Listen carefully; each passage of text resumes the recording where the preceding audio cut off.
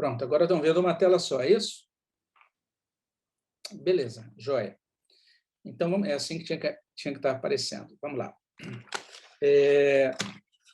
Então, só chamando a atenção para o tema, né? O tema fala sobre a Trindade, o credo apostólico e a Trindade. Eu quero só dizer o seguinte, que esse tema, essa doutrina da Trindade, é uma doutrina bem importante da fé cristã, e nesse sentido, nós precisamos conhecer realmente o que a palavra de Deus ensina sobre esse tema. Deixa eu ajustar aqui, que eu estou vendo aqui também que eu estou sendo mostrado como... Tá, ok. Agora apareceram os controles. E aí, o que acontece? Nós temos aí um material disponível, dá para vocês estudarem esse tema, é um material adicional, vamos dizer assim. Então, é um livro que eu escrevi com a Ivonete, a esposa do pastor Allen, sobre a doutrina da Trindade. São 13 estudos que a gente escreveu sobre a doutrina da Trindade, tá? Então, esse livro ele tá disponível gratuito aí nesse link aí, tá? misaelbn.com/livros. Você chegando lá, você vai encontrar alguns livros que estão lá, são livros assim de estudos bíblicos, e você não paga nada por esses livros, eles vão estar gratuitos nos formatos PDF ou nos formatos de e-book, tá? Então, fica aí a recomendação para aqueles que quiserem estudar. São 13 estudos, a gente buscou organizar esses estudos de modo a colocar à disposição das pessoas algum conteúdo de maneira bem didática. No final de cada estudo, a gente tem alguns exercícios, né, de fixação para aqueles que querem conhecer mais a doutrina da Trindade, né? A gente coloca aí também nesse outro slide uma figura. Essa figura eu não pude incluir no livro que vocês receberam, porque por questão de direitos autorais, né? Mas a gente coloca aqui no vídeo da aula, não sei, né, com esse uso mais privativo, mas esse é um símbolo muito usado aí para tentar colocar de modo gráfico essa questão da Trindade, né? No sentido de você ter essa questão da diversidade e também da unidade, né? Porque a Bíblia vai ensinar algumas coisas sobre o ser de Deus, e a Bíblia vai afirmar, por exemplo, que Deus é único, e alguns textos que são mencionados aí no seu livro tratam dessa questão. Por exemplo, a gente tem aí na página 37, Isaías 46, verso 9, que diz assim: eu sou Deus e não há outro. Eu sou Deus e não há outro semelhante a mim. Então, o fato de que Deus realmente é esse Deus único, e eu coloquei aí nesse slide alguns outros textos também, né? Deuteronômio 4:35, 6:4, João 17:3, né? Esses textos que estão aí em vermelho são os textos que não constam aí no seu livro impresso, né? Mas são textos que também vão destacar a mesma verdade bíblica, ou seja, o fato de que Deus é um Deus único, não há outro Deus. Então, tem gente que às vezes não entende muito bem. Essa semana mesmo, aqui no dia da minha folga, eu fui assistir uma série, e nessa série eu achei engraçado, desculpem, porque o roteirista lá pisou na bola. Ele disse que o cristianismo crê em 3 deuses, né? E não é isso, o cristianismo crê em um único Deus, né? Além disso, o cristianismo vai afirmar isso, que esse Deus é um Deus pessoal, e a gente tem o texto que a gente menciona de Gênesis capítulo 17, versículo 1, que é um texto muito clássico, é a fala de Deus a Abraão, o chamado de Deus a Abraão em Gênesis 17, 1, é muito bonito, diz assim: eu sou o Deus Todo-Poderoso, anda na minha presença e ser perfeito. E a palavra perfeito ali significa ser inteiro, né? Então, Abraão deveria andar inteiro, ou seja, com integridade, com inteireza de vida, junto com esse Deus no mundo. Então, é isso que significa a gente dizer que Deus é pessoal. Ele é um Deus que se relaciona conosco. Ele é um ser que se relaciona pessoalmente, né? Ele possui nome, ele conhece cada um de nós por nome, e ele quer caminhar conosco neste mundo. Essa é uma ênfase do livro de Gênesis, inclusive.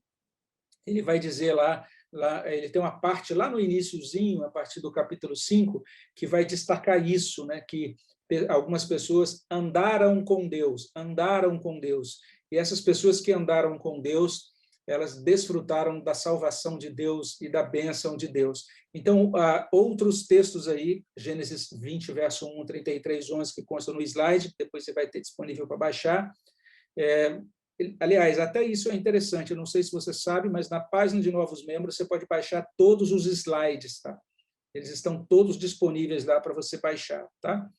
Então, esse Deus é único, é pessoal, ele também é eterno.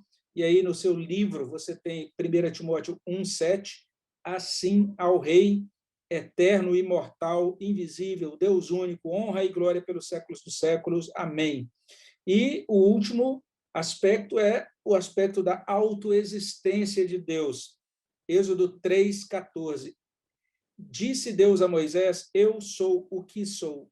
Disse mais, assim dirás aos filhos de Israel, eu sou, me enviou a vós outros. Esse nome, né, eu sou, ele implica nisso, nessa eternidade, nessa autoexistência de Deus.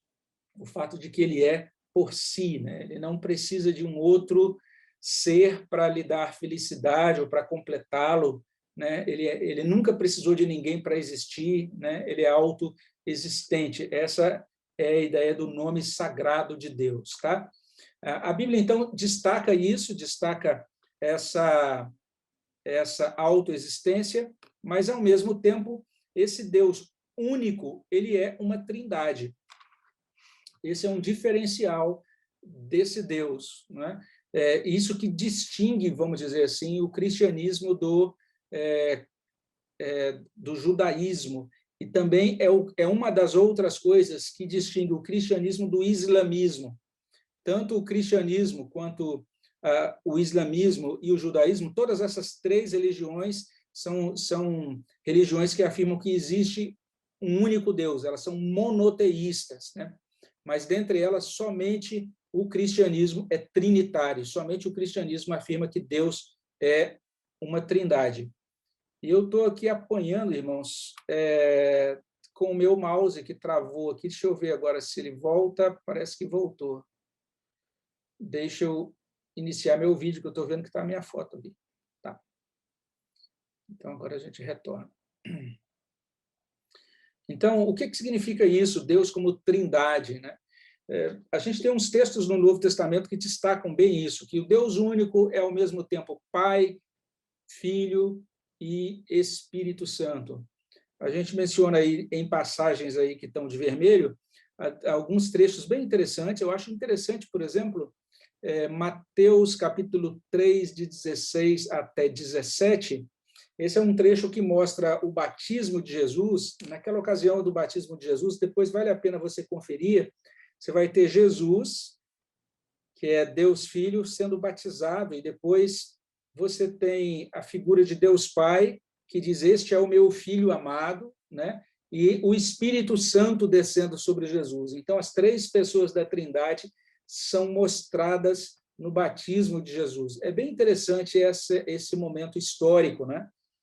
Outro texto interessante é Mateus 28, 18, porque nesse texto Jesus orienta, ele ordena aos discípulos que façam outros discípulos, ele diz que eles devem batizar os outros discípulos em nome do Pai, do Filho e do Espírito Santo, ou seja, os seguidores de Jesus têm que ser marcados com essa marca da Trindade, com o selo da Trindade, que é o batismo em nome do Pai, do Filho e do Espírito Santo, significando que agora eles pertencem ao Deus triuno. A gente também tem um costume, nos nossos cultos, até um costume litúrgico, né, de terminar os cultos com a chamada bênção apostólica, né, que a gente diz que a graça do Senhor Jesus Cristo e o amor de Deus e a comunhão do Espírito Santo esteja sobre vocês, esteja sobre nós. É o que consta lá em 2 Coríntios 13, 13. Então, essas fórmulas, né, de batismo, de bênção litúrgica, todas elas estão apontando para essa mesma doutrina. né, a doutrina da Trindade. É por isso que Deus é descrito no credo como uma trindade. Tá? A gente vai começar afirmando no credo: creio em Deus Pai, Todo-Poderoso, Criador do céu e da terra. E a gente parte para a segunda declaração: creio em Jesus Cristo, seu único Filho. E aí a gente faz uma série de afirmações sobre Cristo. E termina dizendo: creio no Espírito Santo. E a gente fala, então, sobre a obra do Espírito Santo. Então, as 3 declarações do credo, cada uma delas aponta para uma das pessoas da Trindade. O credo tem essa estrutura trinitária. E aí eu não sei se vocês se lembram, mas uma das coisas que foi afirmada lá no credo, na introdução ao credo, na aula passada, é que o credo é um dogma da igreja, né? Ou seja, o dogma é aquele conjunto de crenças que você precisa abraçar para você ser cristão. Tá? Então, para que alguém diga assim, eu sou cristão, tem que abraçar esses chamados dogmas. Tá? E, nesse sentido, entenda isso, a doutrina da Trindade ela não é opcional. Nós entendemos que ela é tão bíblica, que ela está tão entranhada nas Escrituras, que quem não acredita na Trindade não é cristão. Tá? Então, isso é muito importante e até choca a gente um pouquinho. Vou dar alguns exemplos aqui. Por exemplo, talvez você já tenha conhecimento, já tenha ouvido falar, ou talvez, quem sabe, alguns de vocês já tenham até participado de uma religião chamada Testemunhas de Jeová. As Testemunhas de Jeová são, inclusive, no censo brasileiro, do IBGE, elas constam como igreja evangélica. Né? Os Testemunhas de Jeová são contados entre os chamados cristãos ou crentes evangélicos. Mas os Testemunhas de Jeová não são cristãos, porque eles não acreditam na doutrina da Trindade. Tá? Para os Testemunhas de Jeová, Jesus não é Deus. Jesus é apenas um ser elevado, vamos dizer assim, né? Distinto dos demais, até tem um status bem elevado, mas Jesus, de acordo com as Testemunhas de Jeová, não é Deus. E talvez também alguns de vocês tenham tido contato com o Espiritismo. Né? No Espiritismo, eles vão dizer que os espíritas normalmente vão dizer: nós somos cristãos. Né? Mas, na verdade, no Espiritismo, Jesus é um espírito humano elevado.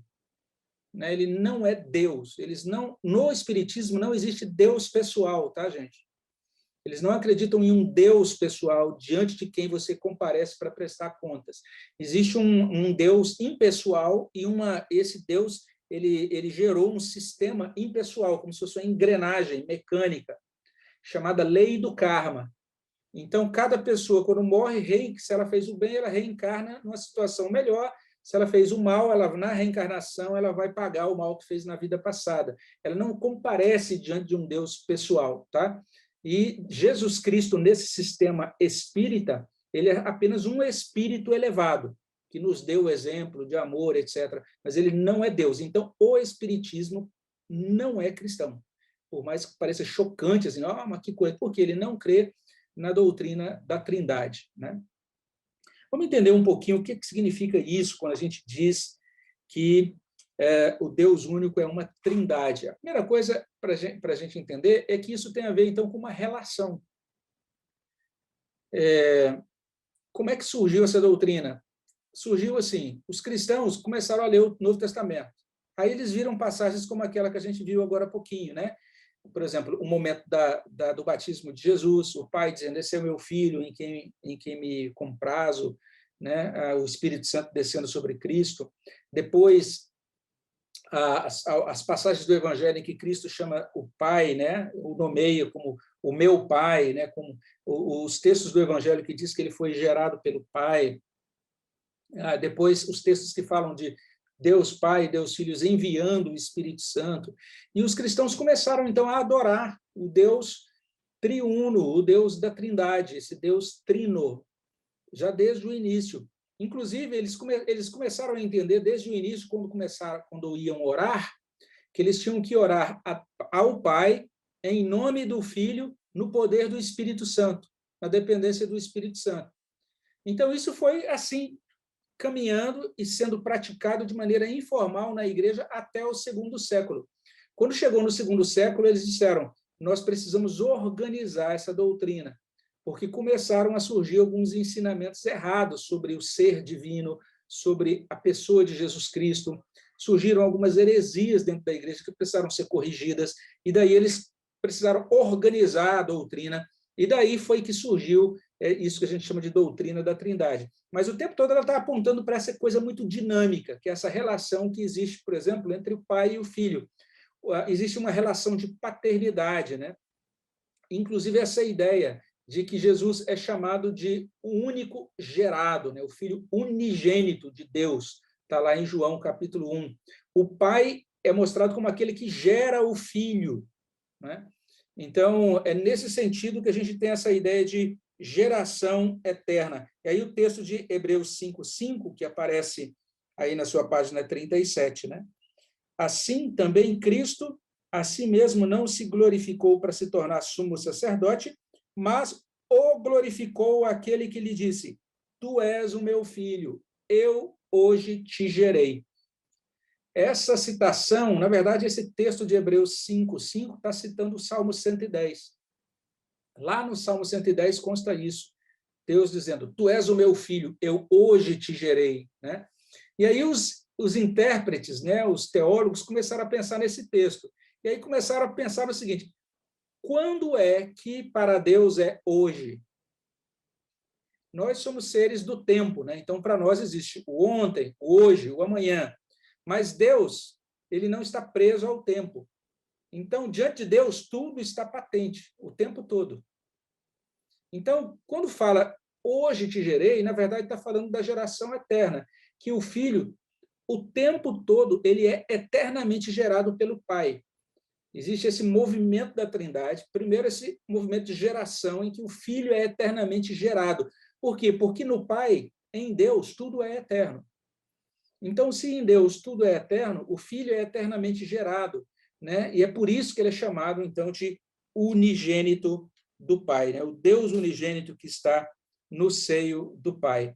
Ao mesmo tempo, quando a gente pensa no Espírito Santo, o Espírito Santo procede do Pai e do Filho. João 15:26 diz assim: Quando, porém, vier o Consolador, isso está aí no seu livro, na página 38, quando vier o Consolador, que eu vos enviarei, ou seja, Cristo vai enviar o Consolador da parte do Pai, o Espírito da verdade, que dele procede. Veja só, o Espírito procede do Pai e é enviado pelo Filho. Então, o Espírito Santo procede do Pai e do Filho. E tem um outro texto que é Atos 2:33, que não consta aí no seu estudo, e é bem interessante esse texto, porque é o discurso de Pedro, a pregação de Pedro no dia de Pentecostes, e as pessoas estão tentando entender, né, por que está acontecendo tudo aquilo que aconteceu no dia de Pentecostes. Se você não sabe o que aconteceu no dia de Pentecostes, vale a pena depois você ler Atos capítulo 2, a gente não vai ter tempo de entrar nisso aqui, mas foi uma experiência muito interessante da vinda do Espírito Santo sobre a igreja, né? Mas é interessante que quando Pedro vai explicar para as pessoas o que foi aquela experiência, ele diz: olha, quando Cristo foi exaltado à mão direita de Deus Pai, ele derramou isso que vocês estão vendo e ouvindo. Ou seja, o Espírito Santo foi derramado pelo próprio Filho quando foi exaltado, né? E por causa dessa exaltação de Cristo, o Espírito Santo foi dado à igreja. Então, a gente tem esse movimento, né? O Filho sendo eternamente gerado pelo Pai, o Espírito Santo sendo eternamente enviado pelo Pai e pelo Filho. E quando nós pensamos na Trindade, a gente tem também essa ordem. Em primeiro lugar, o Pai, em segundo lugar, o Filho, e depois o Espírito Santo. Essa ordem do movimento, né, que existe dentro da Trindade. Esse movimento é dinâmico e é eterno. Então, quando a gente pensa em Deus, veja só, se você pensa em você como ser vivo, se você está gozando de perfeita saúde, né, você está sempre em movimento. Mesmo dentro da sua casa aí, em isolamento social, a gente está sempre em movimento, não é? O tempo todo a gente está saindo, levantando, especialmente agora no tempo da pandemia, eu tenho um movimento muito frequente assim do meu gabinete aqui, lá para a minha geladeira, e depois eu volto da geladeira e venho para cá, por isso que eu ganhei peso. Então, a gente está sempre movimentando, né? E Deus, como Deus vivo, ele também é esse ser em eterno movimento, né? E essa ordem, né, quando a gente fala primeiro o Pai, segundo o Filho e depois o Espírito, não significa uma diferença de importância. Não significa que o Pai é mais importante que o Filho e mais importante que o Espírito. Não é isso. Também não significa diferença de dignidade, mas significa aquilo que os teólogos chamam de processão, né? Ou seja, o Pai gera o Filho, né? E o Pai e o Filho enviam o Espírito. Essa é uma palavra teológica que é importante, a palavra processão, ela significa procedência, né? Pensando nesse aspecto da movimentação. No nosso catecismo de Heidelberg, a gente tem a Trindade explicada aí em uma pergunta, na pergunta 25.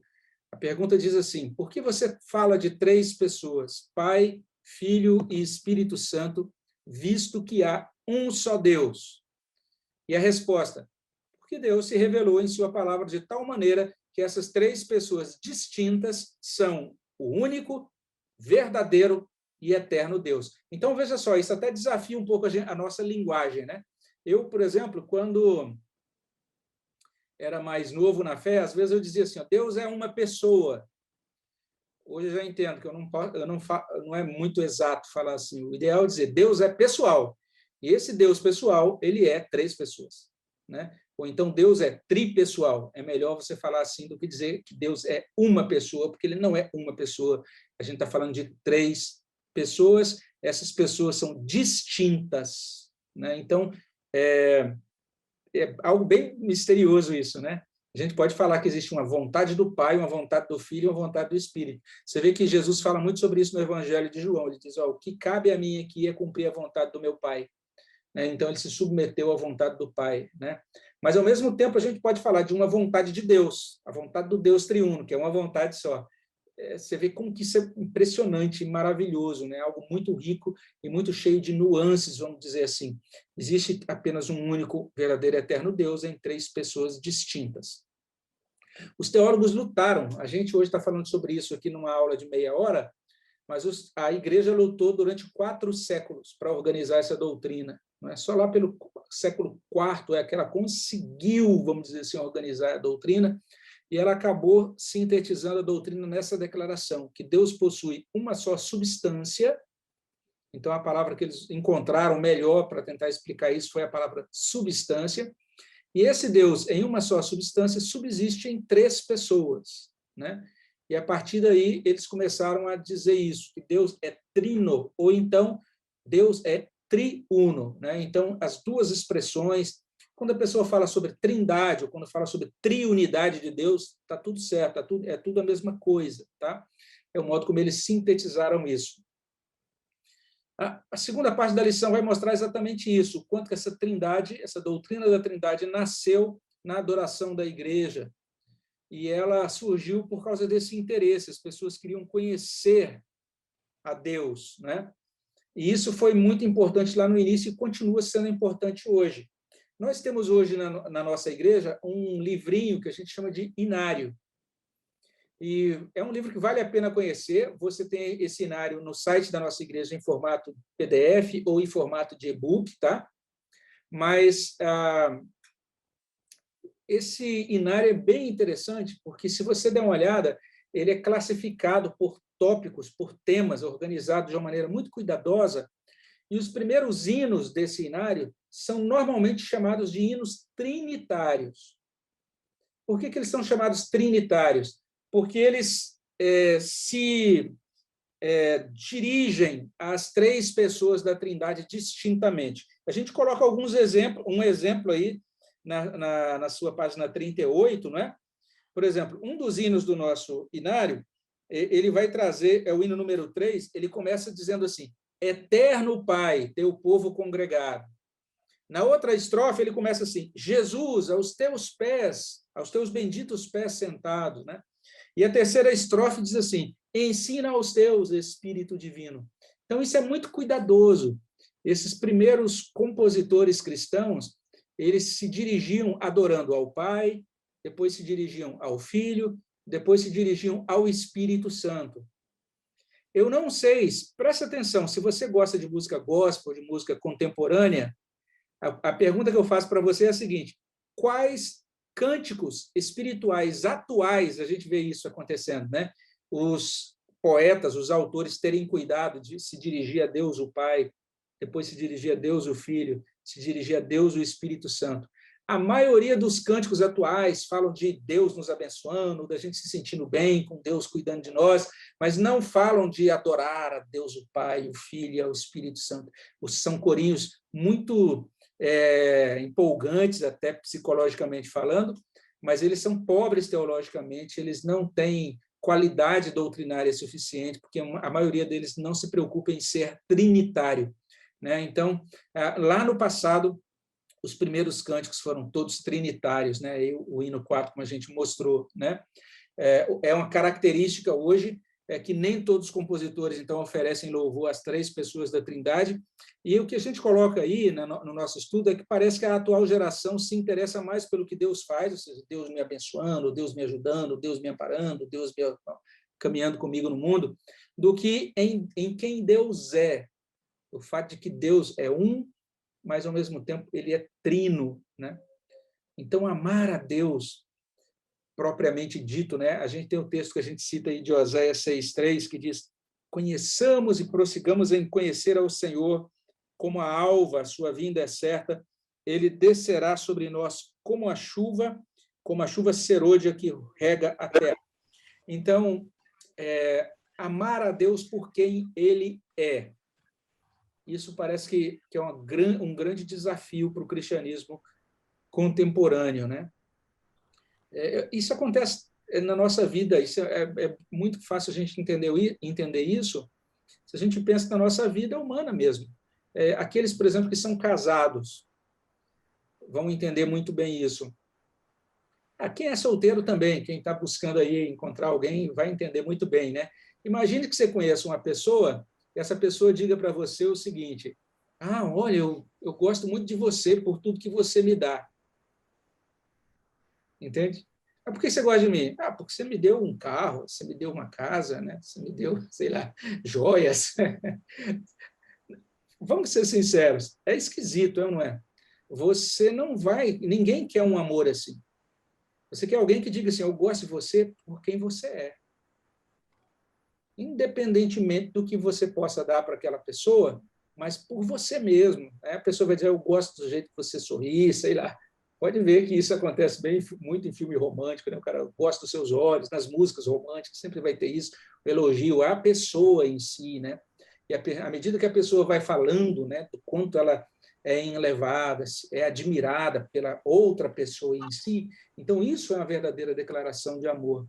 A verdadeira adoração é quando a gente começa a entender que a gente se apresenta diante de Deus e declara o nosso amor a Ele por quem Ele é, pela essência dele, por quem ele é como Deus, esse Deus que é distinto de todos os demais, que é único, mas, ao mesmo tempo, que é um Deus trino, né? Então, nós temos que amar a Deus acima de todas as coisas, é o chamado que a gente tem na palavra, não é? E quem ama deseja conhecer mais e melhor. Então, a gente é isso que vai acontecendo, né? Desde ali o momento que a gente começa a conhecer uma pessoa, aí você começa a perguntar aquelas coisas, né? Qual é a cor predileta, né? Qual é o seu prato predileto? Qual é a sua música? E, às vezes, à medida que o casal vai crescendo na comunhão e no tempo que estão juntos, eles começam até a ter a música do casal. Essa é a nossa música, né? Predileta. Então, começa a ter tudo isso, porque a gente começa a conhecer mais e melhor ao outro. Os cristãos da antiguidade entenderam isso, por isso que eles passaram 4 séculos estudando, eles queriam entender quem era Deus, né? Os historiadores dizem que até quando os cristãos iam para o mercado, estavam ali comprando um peixe, estavam ali comprando uma fruta, né? Eles conversavam uns com os outros. Como que é esse negócio de ser único Deus? E como que deve ser a relação do Pai com o Filho? Como é que deve ser o relacionamento do Pai, o Filho e o Espírito Santo? Eles começaram a pensar coisas muito legais, começaram a entender assim: puxa, olha só, Deus nunca foi solitário, nunca se sentiu só, né? Ele sempre teve comunhão consigo mesmo, ele sempre desfrutou de amor, né, entre as pessoas da própria Trindade. Então, quando Deus fala de amor, é porque ele ensina, a essência dele é amor, ele já vive essa relação, essa dinâmica dentro da sua própria estrutura trinitária. Então, essas coisas todas, eles gostavam de conversar, eles queriam se dedicar para conhecer mais a Deus, para declarar o seu amor a esse Deus. E quando você conhece quem é Deus, e quanto mais a gente se empenha por conhecer a Deus, mais a gente é preservado dos erros. Eu tive uma época, eu não sei se algum de vocês passou por isso, que eu fiquei muito obcecado pelas seitas. Aí eu comecei a estudar, né? Comecei a estudar as seitas, os testemunhos de Jeová, comecei a estudar lá os adventistas, o adventismo, comecei a estudar seitas orientais. Eu me tornei uma espécie de especialista em seita. E, de vez em quando, eu era chamado para falar no rádio, né? Alguém queria falar sobre uma seita, me chamava para falar no rádio sobre aquela seita. Aí, depois, eu fiquei assim, puxa vida. Eu olhei para a minha biblioteca e percebi que eu estava com tanto livro sobre seitas e poucos livros sobre Deus. Falei, tem alguma coisa errada aqui. Eu acho que é melhor eu me concentrar mais em Deus do que nas seitas. E eu fui descobrindo assim, quanto mais eu estudava a seita, cada semana parece que aparecia uma seita nova. Então, o tempo todo eu tinha que virar um caçador incansável, que o ser humano, o coração do homem, como diz Calvino, é uma fábrica de ídolos. Então, todo dia aparecia uma seita nova. Eu falei, puxa, esse negócio esgota. Então, mudei minha linha. Falei, não vou mais fazer isso. E agora, o que eu vou querer fazer na minha vida? Eu quero conhecer mais de Deus.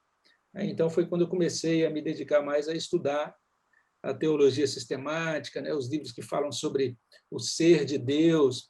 E, com isso, então, eu fui muito abençoado. Deus realmente me ajudou nesse sentido de poder ir conhecendo um pouco mais dele. E aí, quando aparece agora um ensino errado, alguém fala, você viu essa nova onda que apareceu aí? Eu falo, que onda é essa? A pessoa começa a explicar, eu falei, não, olha como isso é diferente do que a Bíblia diz sobre Deus. Então, quando você conhece bem Deus, você agora não precisa ficar tão preocupado em ser enganado pelas coisas falsas, né? É como uma pessoa que conhece bem uma nota verdadeira, aí de R$100, né? E aí, quando ela conhece bem uma nota verdadeira, ela vai conseguir identificar os erros que existem nas notas falsas, né? Então, o saudável na nossa vida cristã é a gente conhecer cada vez mais esse Deus verdadeiro. A gente termina só dizendo aí que esse mistério, nessa doutrina da Trindade, é um mistério que a gente chama de suprarracional. É isso. Vale a pena depois, se você tiver interesse em estudar sobre essa doutrina, é olhar aquele livro lá que está disponível gratuito para você, tá? Ele é bem legal, porque você vai estudar isso bem detalhadamente, mas a grande verdade é que o entendimento da Trindade está além da nossa capacidade de compreensão. Essa palavra, suprarracional, significa o seguinte, não é que a doutrina da Trindade seja irracional, não é isso. Ela é suprarracional, ela está além da nossa capacidade de compreensão. E algumas pessoas ficam frustradas com isso. Na verdade, essa é a razão principal dos testemunhos de Jeová não aceitarem a Trindade. Eles veem que não se encaixa dentro da estrutura racional, então eles descartam, falam, isso é irracional. E nós dizemos, nós não conseguimos compreender todas as coisas, todas as nuances, todos os desdobramentos da doutrina, mas entendemos que não conseguimos entender porque somos limitados. E mais uma vez, estou usando a mesma analogia, né? Nós temos que ser honestos que isso não é algo tão incomum assim, gente. Nós, na verdade, nós somos limitados, inclusive, para entender outros seres humanos completamente. Né? Eu estou casado há 34 anos, estou tentando entender a minha esposa. Ela está tentando me entender também. Tem dia que a gente fala, acho que a gente está se entendendo. Depois a gente fala, ixi, não estamos entendendo nada. Porque o ser humano é complexo. Né? Se a gente for bem honesto, a gente vai entender que a gente não entende nem a nós mesmos, às vezes. Paulo chega ao ponto de escrever lá em Romanos 7, pois eu não compreendo o meu próprio modo de agir. Né? E se nós, às vezes, não compreendemos nem a nós, quem somos nós para tentar entender exaustivamente o ser de Deus? O ser de Deus está muito além da nossa capacidade, é por isso que nós abraçamos essa doutrina da Trindade como um mistério da fé. Nós entendemos que para para nós, basta a gente ver aquilo que o Espírito Santo inspirou os autores das Escrituras a escreverem, e a gente, então, abraça essas declarações que constam na Bíblia sobre a Trindade como declarações verdadeiras. Nós entendemos que existe Deus único, um único Deus, entendemos que esse Deus é Deus Pai, Deus Filho e Deus Espírito Santo. Nós vemos esse Deus, as três pessoas da Trindade recebendo adoração no Novo Testamento. Nós vemos os cristãos sendo selados em nome dessa Trindade, e assim nós também somos selados nesse nome, somos batizados nesse nome, nós terminamos os nossos cultos dando as nossas bênçãos, com a bênção apostólica, melhor dizendo, em que a Trindade é mencionada, e nós caminhamos afirmando a doutrina da Trindade como um mistério da fé. E é inclusive sobre isso que a gente fala na profissão de fé. Quando vocês forem fazer a profissão de fé, lá no final, quando forem ser recebidos como membros, vai ser feita a vocês essa pergunta: vocês creem em um único e verdadeiro Deus, que existem três pessoas distintas, o Pai, o Filho e o Espírito Santo? E aí vocês vão responder a essa pergunta. Deixa eu só tirar aqui o nosso compartilhamento. Eu acho que agora a gente já pode fechar juntos aqui. Então, basicamente, é isso que a gente apresenta nesse estudo. Eu queria ouvir de vocês aí, se algum de vocês tem alguma pergunta ou alguma observação específica que gostaria de fazer sobre essa doutrina tão importante que é a doutrina da Trindade.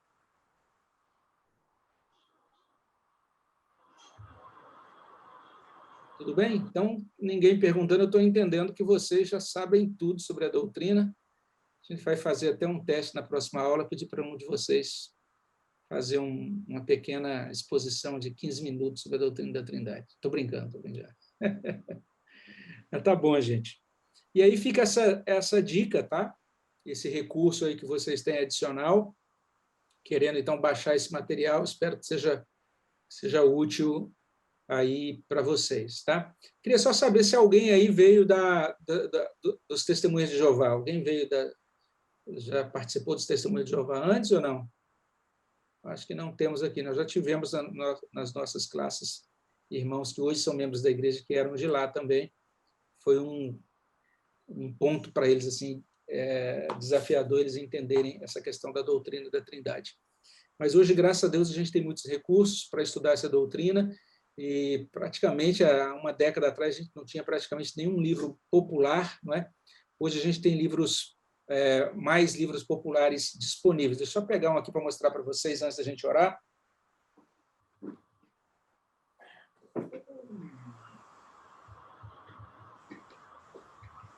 Está aqui, ó. Esse é um livrinho que saiu há 2 anos atrás pela editora Fiel. A capa dele é meio escura demais, né? Mas o título é Deleitando-se na Trindade. O autor é Michael Reeves. É tão escura a capa e não dá para ver muito bem. Mas eu vou mandar uma foto dessa capa, se você tiver interesse depois. É um livrinho bem legal, bem popular, numa linguagem muito simples, para aquelas pessoas que querem conhecer assim, um apanhado. Ele faz um apanhado bem legal, bem histórico do desenvolvimento da doutrina da Trindade, tá? Então, eu vou colocar a capa para vocês aí disponível logo depois no nosso grupo, tá bom? Pastor? Sim, Luciano. Se nós tivéssemos algum aluno ou candidato nessa sala que tivesse vindo do Espiritismo, quais seriam basicamente as dificuldades dele da compreensão da doutrina da Trindade, do Espiritismo? No Espiritismo, a dificuldade não é apenas com a doutrina da Trindade, é a doutrina mais ampla, do ser de Deus. Porque a apresentação do Deus, e isso, nesse sentido, é bem legal esse material que eu coloco aí gratuito para você, que vai mostrar ele mostra os chamados grandes sistemas, né? As grandes doutrinas sobre o modo como o ser de Deus é compreendido em diferentes blocos das grandes religiões, vamos dizer assim. E no Espiritismo, a gente tem uma concepção do ser de Deus que bebe muito no orientalismo. E nessa perspectiva oriental e também na chamada perspectiva panteísta, a ideia de Deus é apenas como uma espécie de energia. E quando a gente fala de espiritismo, até outra coisa legal também, a gente entendeu o seguinte, é que existem pelo menos 10 tipos diferentes de espiritismo. Né? A gente tem aqui no Brasil o chamado espiritismo kardecista, que é aquele espiritismo mais sofisticado, né? E temos o espiritismo, por exemplo, da Umbanda ou das religiões afro-brasileiras, que tem uma configuração mais popular, né? Ali nos terreiros e tudo mais e tal. Mas em todas essas concepções, você não tem um Deus pessoal. Né? Você tem divindades intermediárias, né? Os espíritos intermediários, e no espiritismo kardecista, esses espíritos intermediários, inclusive, dão mensagens, né? O pessoal compra livro aí que foi escrito por um espírito chamado André Luiz, aí tem esses médiuns que escrevem espíritos ou mensagens dadas por esses espíritos, enfim. Mas não existe essa noção de que existe um Deus pessoal, um Deus criador de todas as coisas, um Deus diante de quem se vai prestar contas. E, descartando a ideia de um Deus, já começa aí, descartando a ideia de um Deus pessoal, você não tem como... É totalmente distinto do Deus das Escrituras. O Deus das Escrituras é pessoal. E se você abraça as Escrituras do Novo Testamento, né, que é o caso aí dos cristãos, né, que nós concordamos nisso, nós e os judeus concordamos que Deus é pessoal e Deus é único, mas os judeus não aceitam o Novo Testamento. Os cristãos já entendem que o Novo Testamento é inspirado por Deus, e daí, então, eles acreditam que esse Deus é Pai, Filho e Espírito Santo. Então, a grande dificuldade dos espíritos é acreditar naquilo que as Escrituras dizem sobre Deus. Né? Então, isso é muito desafiador para eles, porque tem algo ainda precedente, né? Normalmente, no Espiritismo, eles são doutrinados a dizer que a Bíblia contém falhas. Então, se eles não acreditam na Bíblia como palavra de Deus única e suficiente, então, normalmente, eles não acreditam em nada do que a Bíblia diz sobre Deus pessoal ou Deus triuno, né? Então, é muito desafiador, eles precisam realmente do Espírito Santo, ajudando-os, convencendo-os de que a Bíblia é a palavra de Deus, de que isso que a Bíblia fala sobre o Deus pessoal e sobre Deus Pai, Filho e Espírito Santo é verdadeiro. Né? Esse é o grande desafio, de serem iluminados pelo Espírito Santo para acolher a descrição bíblica acerca de Deus. Eu acho que esse é o grande desafio. Joia, gente. Mais alguma questão antes da gente orar? Olha, mais uma vez eu quero pedir desculpas, isso não vai acontecer mais. O que eu vi? O que eu fiz? Sou eu que organizo, tá? Essas escalas de pregação, de aulas e tudo mais. E eu vi que eu estava no mesmo domingo pregando de manhã e dando aula, mas eu falei, não vai ter problema, porque vai terminar cedo lá.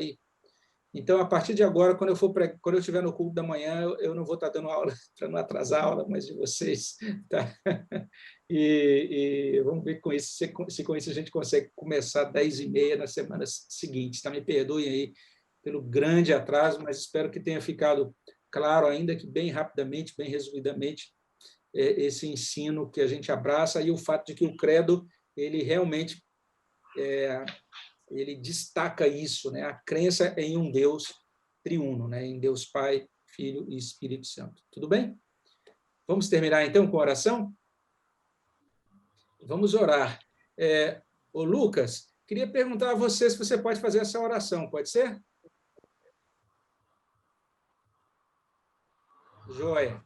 Então, vamos orar com o Lucas, terminando a nossa aula de hoje.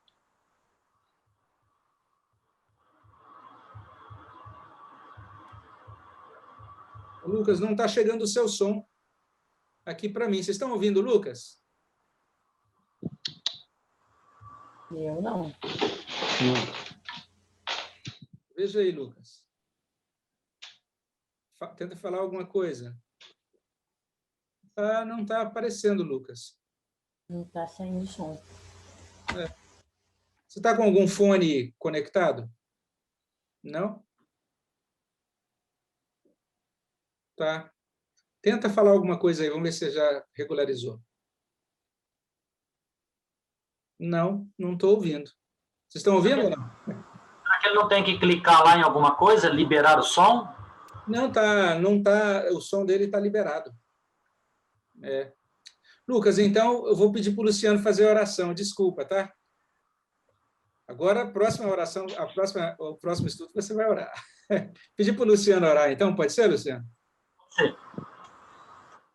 Deus, nosso Pai, nós te agradecemos pela vida de cada um, cada participante, cada aluno, e que esse importante aprendizado, meu Pai, sobre a tua palavra, sobre o teu Espírito, sobre a vida do Espírito Santo, possa fazer muita diferença na área do conhecimento de cada crente, de cada um nesse domingo. Que o Espírito Santo de Deus seja glorificado na vida de cada um deles. Nós te agradecemos, nós te louvamos, nós agradecemos a Deus pela vida do pastor Misael com essa aula, com esse ensino, e que nós possamos aprender mais e mais das tuas coisas e da tua palavra. Se alguém perguntar para vocês assim, qual a finalidade prática da Trindade, tá? desse ensino? Eu acho que a coisa mais maravilhosa que tem aí é o seguinte: nós somos chamados pela Bíblia, né? A amar, a conhecer, a adorar a Deus Pai por meio de Cristo no poder do Espírito Santo. É esse o grande chamado da Bíblia para a gente, né? Que ele possa nos conduzir a isso nessa semana. Vamos só tirar a nossa foto. Quem está aí com o vídeo desativado, vou pedir para ativar, por favor. Aqueles que quiserem sair na foto. Nós já vamos... Opa, desculpa, deixa eu só fazer uma coisa aqui ainda. Eu vou só tirar também aqui uma foto da lista de chamada, uma foto dos participantes para aparecer na lista de chamada.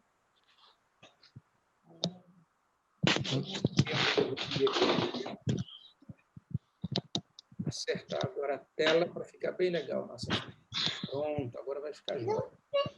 Aí, vamos tirar nossa foto agora. Atenção, agora. Jóia. Ficou ótimo, gente.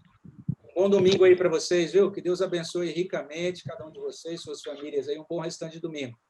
Fiquem com Deus. Amém.